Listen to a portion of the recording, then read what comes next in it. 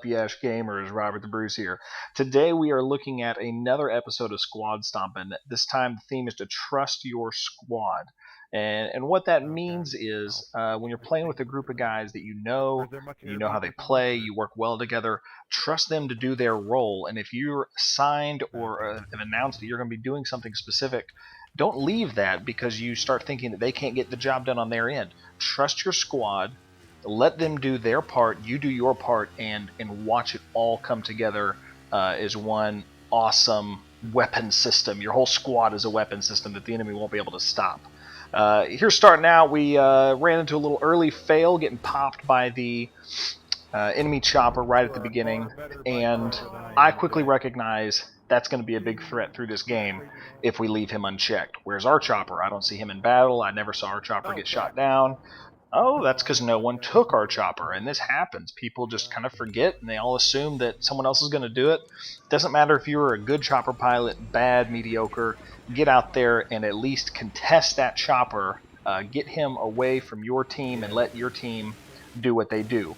Now, normally I would have tried to finish off this chopper as I'm going after him. I get him disabled, but I actually let him go at that point. Even if he repairs himself, he's out of the fight for a few minutes, and the bigger threat is stopping the enemy right here who has our flag. No idea where that guided missile went. It was drunk and fell off to the side or something, but managed to take him down. And my squad immediately recognizes we got to cap this back. They bail out of the chopper, head over there to get it. I start to cap with them. After a little fail telephone pole collision there, I say, you know what, I'm going to trust my squad to do it. They can capture that flag back, and my chopper can be more helpful somewhere else on the battlefield. And you see right from the beginning that we trust each other, and because of that, I'm able to be more effective elsewhere instead of just hovering around that flag thinking like, well, I better make sure this gets done because I don't know if my guys can do it. No, that's the wrong way to play. This next scene, it happens every game, it seems. We got their flag and they got our flag, and it's the dance of who can, get their flag returned and score the quickest. So the guy that had the enemy flag on our team died, so I snag it, and I decide I've got to hide out and trust my squad and my team to go get the enemy that has our flag. They can take care of that. It drives me nuts when I see one of my teammates that has the enemy flag and needs to be guarding himself, hiding, on the run on a dirt bike, whatever, staying alive, and instead he goes after the enemy flag. Do not do that. Take care of yourself. I set down tugs. I hide there. Now that looked like it was a pretty quick blip, but you saw I actually cut out about 2.5 minutes of waiting. That was a really, really long segment there where they were protecting their own team, and I was pretty much just taking care of myself back there, using my tugs to spot enemies as they came in to get me. And the patience paid off.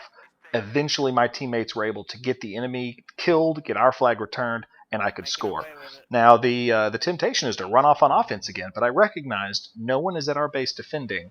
And again, trust your squad. I'm going to keep saying it. I knew my guys could handle it, so I said, you know what, I'll take defense. We don't want anything, any enemies sneaking in here, snagging our flag. We get back in this scenario like we were just in.